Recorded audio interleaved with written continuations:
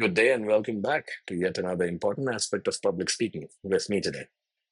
We all know that what you say is very crucial in public speaking, but often overlooked is the fact of the where and how you say it. Your physical presence and the way you utilize your speaking environment as such can actually dramatically amplify or diminish your message.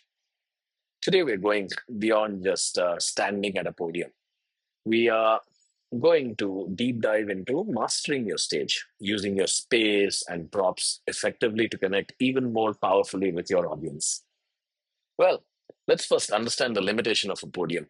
For many, the podium feels like a safe haven, a place to hide behind notes. And while that can be functional, relying solely on it can actually create a barrier between you and your audience. It can limit your movement, make you appear very static, and hinder your actual ability to connect on a personal level, which is very important. Think about presentations you've seen. The speakers who move with purpose, who use the space around them, actually have an ability to leave a more lasting impression on the audience. Let's talk a little more about the power of purposeful movement. Now, what is it? Mastering your stage is not about pacing aimlessly. It's about the purpose of movement that reinforces your message and enhances the engagement. For that, let's go ahead and consider a few techniques over here, shall we? Now, first one, moving to emphasize key points. As you introduce a crucial idea, take a deliberate step forward or move to a slightly different position on the stage. Now, this physical shift signals actually a very important uh, aspect and draws the audience attention, I would say. Second one, closing the distance for connection. During more personal anecdotes or when you want to create a stronger connection, consider stepping slightly closer to the front of the stage. This subtle movement can make your delivery feel more intimate and relatable to the audience. Third, let's create a visual zone. If your space allows, mentally divide your stage into different zones. You can deliver your opening remark of your speech from one area, move to another area for the main content or the body of your presentation, and perhaps for the closing, you can conclude it in a third place. This visual variety actually keeps the audience engaged and helps them to follow your flow of talk. Fourth one, movement as a transition tool. Use a deliberate movement across the stage to signal a shift of a new topic or a change in tone. This physical transition actually helps your audience to mentally prepare for what's coming next. Remember to move with intention and it should be at a natural pace. Avoid rushing and fidgeting, and it can be distracting. Oh, I have to move. Let's go here. Let's go there. No, that's not going to work out. So, the next logical thing is how do we utilize the props effectively? Props, when used thoughtfully, can significantly enhance understanding and retention of what you're saying. They provide a visual element that can make your message more concrete and memorable. Tangible objects. If your topic lends itself to it, holding up a physical object can actually immediately grab attention and illustrate your point in a tangible way. For example, if you're talking about an iPod as a AirPod as a product, holding it directly is far more impactful than actually describing it. And you just saw it. Another thing is whiteboard and flip charts. Don't underestimate the power of real time illustrations. Quickly sketching a diagram, brainstorming ideas with audience, writing down the key takeaways or points on a whiteboard, flip chart, etc., can actually make your presentation more interactive, dynamic, and especially in smaller settings and collaborative workspace, it works like a bomb. Visual aids as props, like slides, are also pros. Refer to them directly with powerful gestures. Use a pointer or a laser pen that we have with intention, highlighting specific elements as you speak. Very important is avoid reading your slides verbatim. That's a game breaker. Even a remote clicker can be used with intention. Hold it with confidence and use it to deliberately advance slides. Avoid nervous clicking on it and fidgeting with it with your hands. Remember, any props should support your message and not distract the audience from your message. Practice using your props beforehand so that you know how it feels and it becomes seamless and natural with you.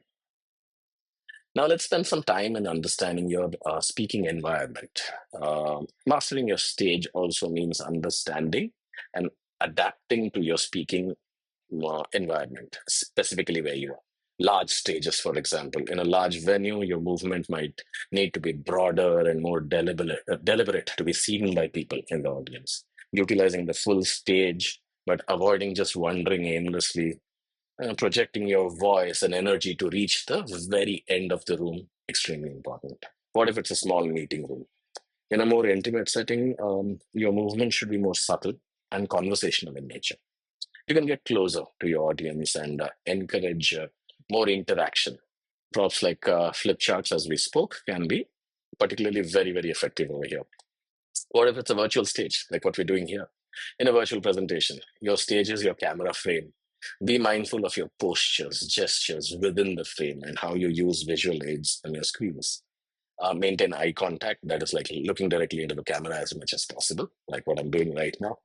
Remember, even in a virtual setting, your physical presence within this frame, this is what we're talking about, a frame over here, matters. So before any presentation, if possible, you should familiarize yourself with the space, understand the layout which is available to you, the technology which is available to you, and how best you can utilize it to connect to your audience.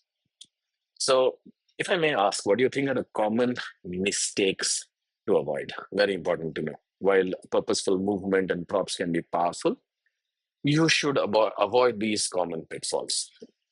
First one, aimlessly pacing. Moving without an intent can be very, very, very distracting and make you appear nervous. How would you feel if you keep going left, right while speaking and you're following an audience like this? You will not be there. Fidgeting with the props. Think about it.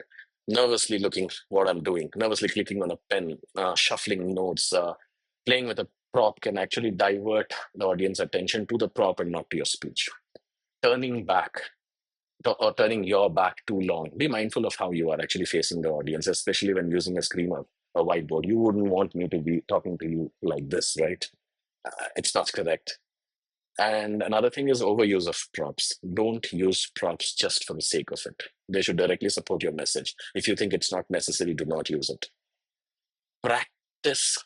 It's very important. Practice integrating your movement and props smoothly into your delivery. The key is to be intentional, natural, and audience focused while landing your message. That's the key. Well, mastering your stage is about taking ownership of your entire speaking environment, using space and props as powerful tools to enhance your message and to connect deeply with your audience.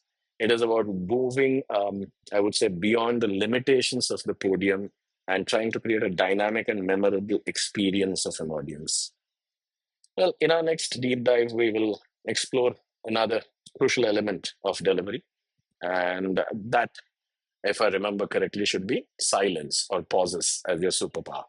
You will be surprised as to how much power lies in those moments of quiet, as we call it.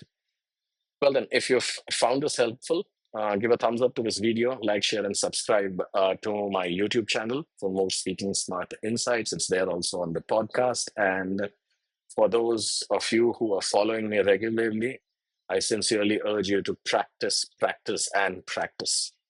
And if you have any questions, we can connect. You can post your comments and questions either on my YouTube channel or on LinkedIn. Well, see you guys the next time. Have a good rest of the day in whichever part of the world you are in. Ciao.